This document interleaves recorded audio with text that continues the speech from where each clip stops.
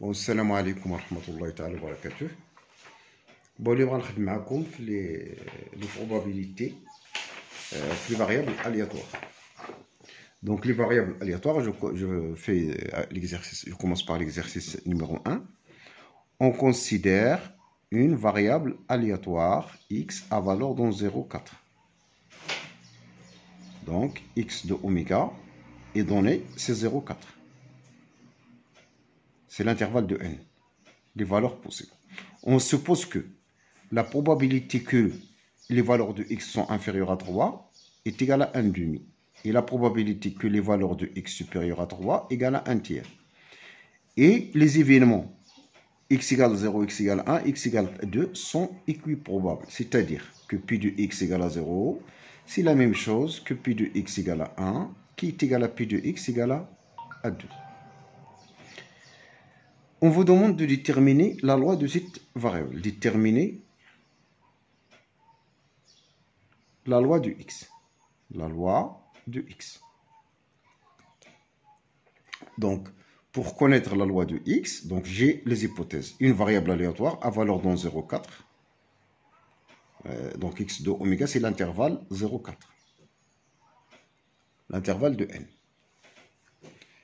Et vous avez des données, p de x inférieur à 1 demi, p de x supérieur à 1, à 3, etc. Donc, la loi de x, c'est savoir x de oméga d'abord, qui est donné par hypothèse.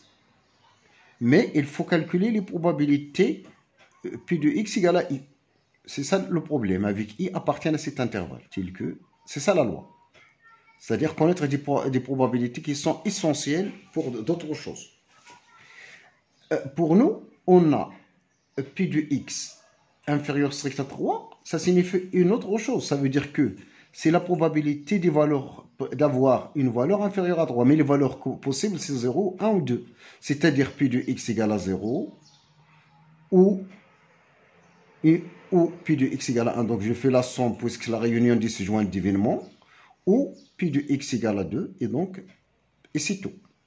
Mais je sais bien que ça vaut 1 demi. Et tous ces éléments sont égaux. Donc pi de x égale à 0 est égal à pi de x égale à 1, égal à pi de x égale à 2, est égal à 1 sur 2 fois 1 tiers. D'où pi de x égale à 0, égal à pi de x égale à 1, égal à pi de x égale à 2, est égal à 1 sur 6. D'accord? Mais par ailleurs, pi de x inférieur à 3, plus pi de x strictement supérieur à 3, plus pi de x égale à 3, ça constitue la totalité des situations. Et la somme, si vous avez x de oméga est connue, égale à une valeur, une partie que j'appelle f, alors la somme de pi de oméga, tel que oméga appartient à f, pi de x égale à oméga, en fait, je m'excuse, est égal à 1. C'est à connaître ça. C'est-à-dire, c'est la réunion de toutes les possibilités. Donc, x égale à oméga, c'est un événement, c'est un système complet d'événements. Donc là, avec ça, j'obtiendrai, c'est quoi pi de x égale à 3? Pi de x inférieur à 3, c'est donné, c'est 1 demi. Pi de x supérieur à 3, c'est 1 sur... ça, c'est pas 1 demi peut-être, donc l'énoncé. C'est 1 tiers. Ici, c'est 1 tiers. Plus 1 tiers, plus 1, plus pi de x égale à 3 est égal à 1. Donc, avec ça, j'obtiendrai pi de x égale à 3, c'est 1 moins 1 demi plus 1 tiers. Donc, c'est 5 sur 6. C'est donc 1 sur 6. Il nous reste donc à avoir pi de x égale à 4. Et c'est terminé. Pi de x égale à 4, c'est 1 moins la somme des probabilités de contraire. X égale à 4, le contraire, soit 0, soit 1, soit x égale à 1, soit x égale à 2, soit x égale à 3. Et donc, c'est 1 moins pi de x égale 0, 1, 2, et 2, c'est déjà connu, c'est 1 tiers, tout ça. Pi de x égale 0, x égale 1, c'est 1 demi, plus 1 sur 6. Pi de x égale à 3. qui est égal donc c'est 3 plus 1, c'est 4 sur 6, c'est 2 tiers peut-être. C'est 1 moins 4 sur 6, c'est 2 tiers. Et donc c'est 1 tiers.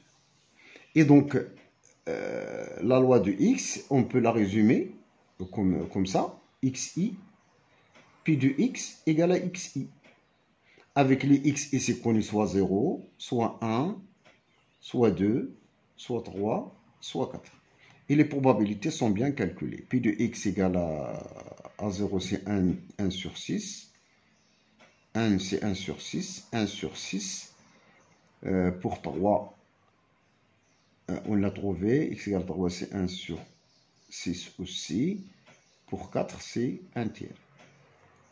Donc, il faut s'assurer, si vous voulez, si ça vous donne une somme qui vaut 1, donc c'est 4 sur 6 ici, plus 1 tiers, c'est 2 tiers, plus 1 tiers, c'est 1. Donc, et si vous voulez l'espérance, c'est la somme des xi.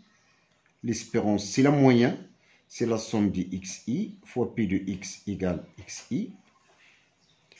Et ça, égale 0 jusqu'à 4. Les valeurs possibles, 0 jusqu'à... Bon, les valeurs x, 1, 2, 3, 4, égale 1. La valeur x0, x1, x2, x3, x4 égale 1 jusqu'à 4. Les xi, c'est 0.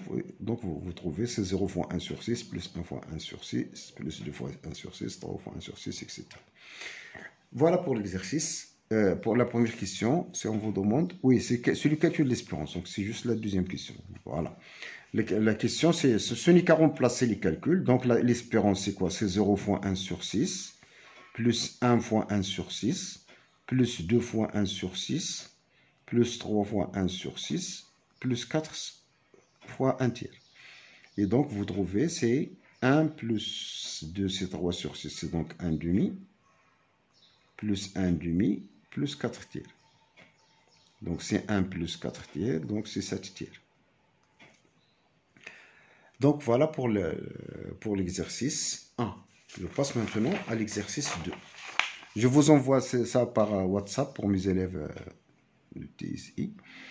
Une urne contient 2 boules blanches. Donc, une urne contient 2 boules blanches et 8 boules noires. Un joueur tire 5 boules successivement et sont remises. Il ne remet pas la boule. Donc, les arrangements qui vont... Donc, soit B, la variable aléatoire égale au nombre de boules blanches tirées et N égale au nombre de boules noires tirées. Déterminer la loi de B, puis calculer E de B. Trouver une relation liant B et N. En déduire la loi de N ainsi que son espérance. Donc, voilà pour l'exercice. Donc, je vous explique alors la situation. Donc, une urne, selon l'hypothèse, donc l'urne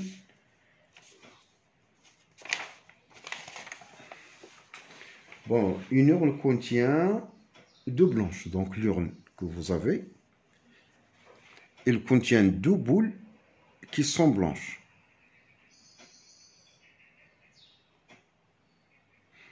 Et 8 boules noires. 8 noires. Un joueur tire 5 boules. Donc, on tire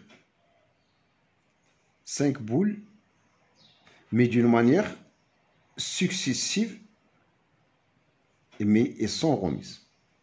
Lorsque vous avez un tirage successif sans remise, c'est les arrangements qui comptent. On ne remet pas, on la classe, on leur donne les tirages. Voilà. B, le nombre de boules blanches.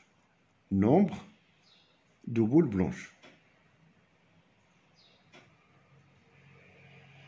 N, nombre de boules noires. C'est intéressant de savoir ça. Donc, on vous demande de déterminer la loi. La loi, ça déjà obligé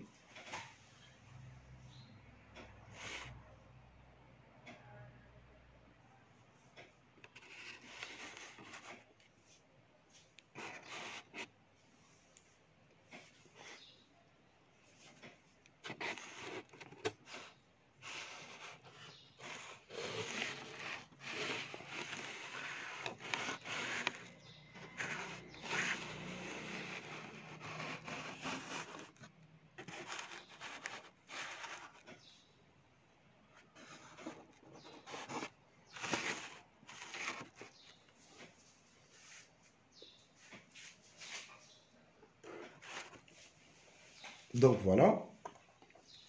Donc pour nous, B c'est le nombre de boules noires. Donc B de oméga, c'est-à-dire les valeurs prises par B. Donc soit avoir, je tire moins 5 boules. Donc soit une blanche, soit 0 blanche. C'est possible, car j'ai 8 noirs. C'est possible de tirer que les noirs. Soit avoir une, soit avoir 2. Et pas plus. N de oméga, c'est encore soit avoir, lorsque le nombre de boules noires est minimal, si j'arrive à tirer toutes les blanches, c'est-à-dire 2 blanches. Donc ça commence alors avec 3. 3, 4, 5, 6, 7 et 8. Et donc il faut faire attention. Lorsque je tire 5 boules, pour avoir un nombre minimal de noirs, s'obtient lorsque j'aurai un nombre maximum de blanches. Et donc j'aurai 2 blanches et 3 noirs. Et donc le nombre minimal de boules noires, c'est ça. Maintenant, P de X égale à I. Pour I appartient à cet ensemble-là. P de B égale à I. C'est-à-dire j'ai 2 noirs. Là, il faut faire attention. C'est l'arrangement, avoir I, c'est l'arrangement de I parmi les blanches, fois l'arrangement, je dois avoir en la réalité. Donc là, je tire à chaque fois 5 boules successivement sans remise. Donc c'est A 5 moins I parmi les 8 qui sont noires. Ça veut dire que j'ai I boule blanche et 5 moins I noir. Sur A, 5 parmi les 10. Là, j'aurai alors le coefficient de l'ordre. Parce que il y a l'arrangement, il y a l'ordre. Et le coefficient de l'ordre, c'est alors la combinaison de I parmi les 5 places. C'est I5. Pourquoi? Pour ordonner les boules, les I blanches, j'ai 5 places. J'ai choisi I, soit I égale 0, 1 ou 2. Donc, c'est par exemple I égale 2. Donc, je dois choisir 2 parmi les 5 places. Donc, c'est le choix de 2 parmi 5. Voici. A2 parmi les 2 blanches, fois A3 parmi les 8 qui sont noires, qui ne sont pas blanches. Donc, voilà la probabilité que B égale à I.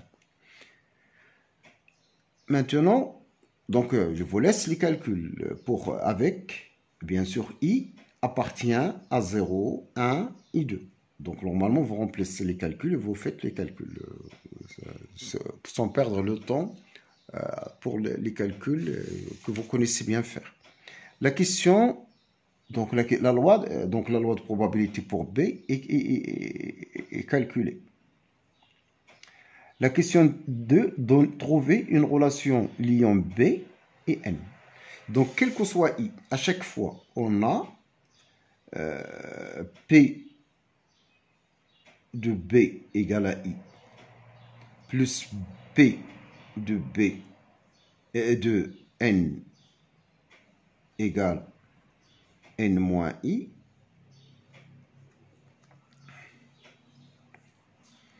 C'est la probabilité d'avoir, donc il faut, voilà,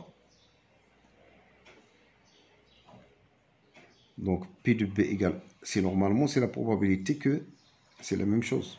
P de B égale à I, c'est P de N égale à N moins I. C'est ça la probabilité d'avoir B égale à I, c'est la probabilité d'avoir N égale à N moins I.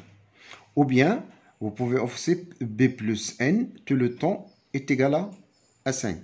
Je m'excuse, là c'est 5. B plus N et tout le temps égal à 5. Si B égale à 2, le N doit être égal à 3. Si B égale à 0, le N doit être égal à 5, etc. Donc, la loi entre ces probabilités, c'est ça. B plus N est égal à 5.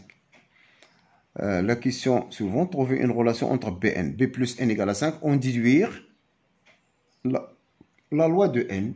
Donc la loi de n, c'est clair. Donc, si je vous écrivais par exemple P de n est égal à I, à G, avec G, quel que soit G, appartient à l'ensemble 3, 4, 5, 6, 7, 8. On a P de n égale à G. C'est la même chose que P de B est égal à 5 moins G. Et donc, vous remplacez la formule. Donc, c'est P de B égale à I, c'est ça. Donc, c'est C 5 moins G, 5, fois A, arrangement de quoi? De 5 moins G. À la place de I, là, je mets le 5 moins G. AAG parmi 8, et c'est parmi 2, sur A5 parmi la totalité des boules qui c'est 10. Et voilà. Donc, pour l'espérance, vous avez facile, le N. Là, je vous laisse les calculs pour l'espérance. Faites attention de calcul 2. Donc, N, c'est 5 moins B. Donc, E de N, c'est l'espérance de 5 moins B. Et l'espérance d'une constante, c'est la constante elle-même. C'est donc 5 moins E de B. La linéarité. Et donc, le E de B, je la connais par les calculs précédents. Donc, j'obtiendrai ma formule. N'oubliez pas que le E de B, l'espérance de B, E de B, c'est quoi? C'est la somme I égale à 0 jusqu'à 2 des valeurs I et la probabilité de B égale à I, qui est égale donc à la somme dI fois la combinaison I5, AI2, A5 moins I8 sur A5, 10. I égale à 0 jusqu'à A2. Il est préférable de calculer d'abord ça et simplifier avant de remplacer les calculs. Et donc voilà, donc je vous rappelle l'espérance de AX plus BY, c'est A E de X plus B E de Y. C'est déjà démontré ça dans des vidéos précédentes. Donc voilà, l'espérance, c'est une linéarité. Donc c'est la linéarité de l'espérance. Donc je passe à l'exercice suivant, c'est l'exercice 3. Soit alpha appartient à R plus étoile, X une variable aléatoire définie sur un espace probabilisé. Voilà. Donc vous avez alpha un réel positif. X une variable aléatoire définie sur un espace probabilisé, oméga pi de oméga menu d'une probabilité à valeur dont indice. On suppose que la loi X est donnée par cette écriture. Pi de X égale à K, c'est alpha et K. La question 1, déterminer la valeur de alpha. Calculer l'espérance et la variance de X. Déterminer les lois de Y égale à X plus 1, X moins 1, 5, T. Voilà. Donc là,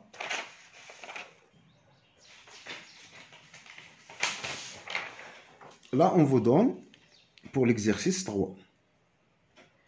Bon, l'exercice 3, soit alpha strictement positif. X, une variable aléatoire qui a X de oméga, c'est 1, 10. Et P de X égale à K, c'est donné. C'est alpha fois K, avec alpha et une constante positive. La première question, c'est calculons alpha. Pour calculer ce alpha-là, je sais toujours une formule importante. Les événements X égale à X, tels que X appartiennent à X de oméga, est un système complet d'événements. À connaître ça par cœur. Et donc, lorsque j'ai un système complet, la réunion de ces événements, ça nous donne oméga entier. Et donc, la probabilité de cette réunion, c'est-à-dire de la réunion de X égale à X, tel que X appartient à X de oméga. Là, je fais une réunion d'événements. C'est-à-dire, je rassemble les résultats, l'ensemble des possibilités oméga tel que X de oméga égale à X. etc. Et donc, c'est la somme des probabilités que x égale à x. Là, c'est une partition. Et donc, la probabilité, c'est la somme des la probabilité de la réunion. La ZUSA du 10 juin, c'est la somme des probabilités. Et donc, et ça donne 1.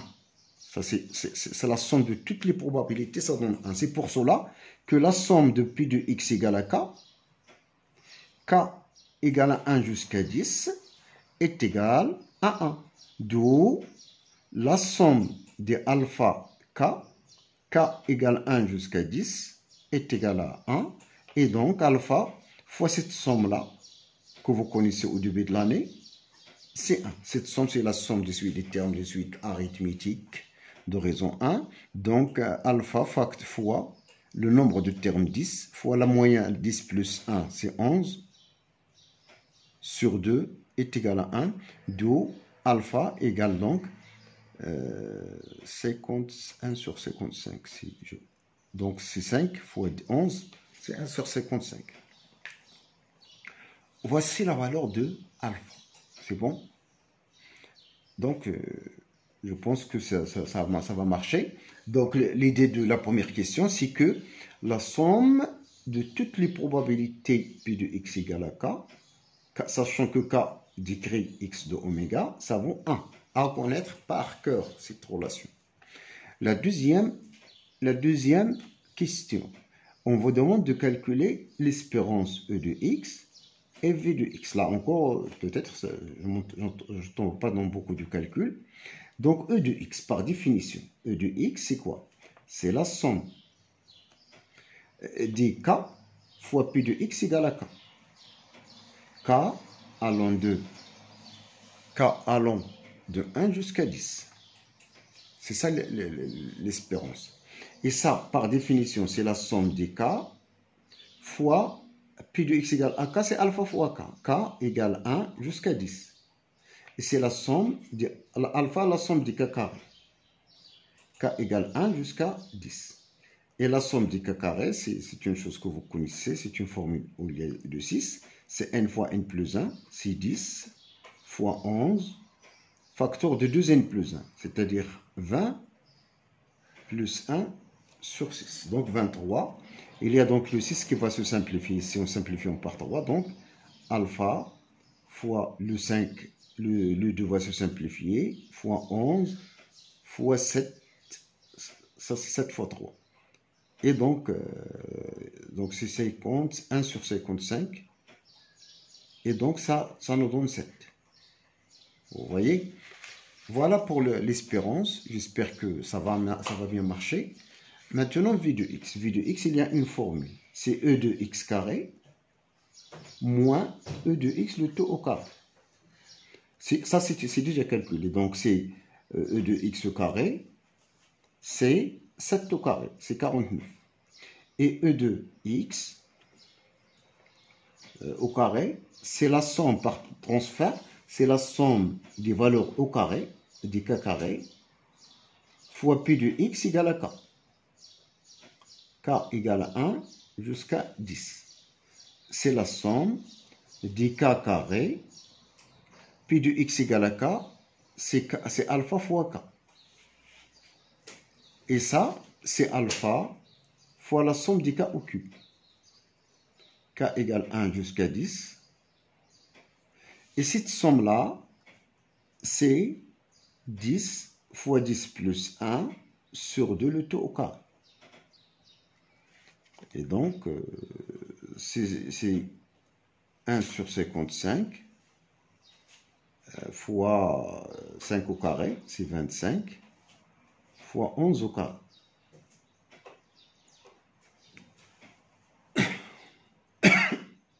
Et donc, il y a le 5 qui va se simplifier, un certain 11 qui va se simplifier. Donc là, le 5 avec 5, ça donne 5, fois 11, peut-être. 11 fois 11, il y a, donc c'est 55. Donc, et donc, V de x, c'est 55 moins 49. S'il y a erreur, vous la corrigez vous. L'idée, c'est de comprendre le raisonnement. Donc, c'est peut-être 16, non.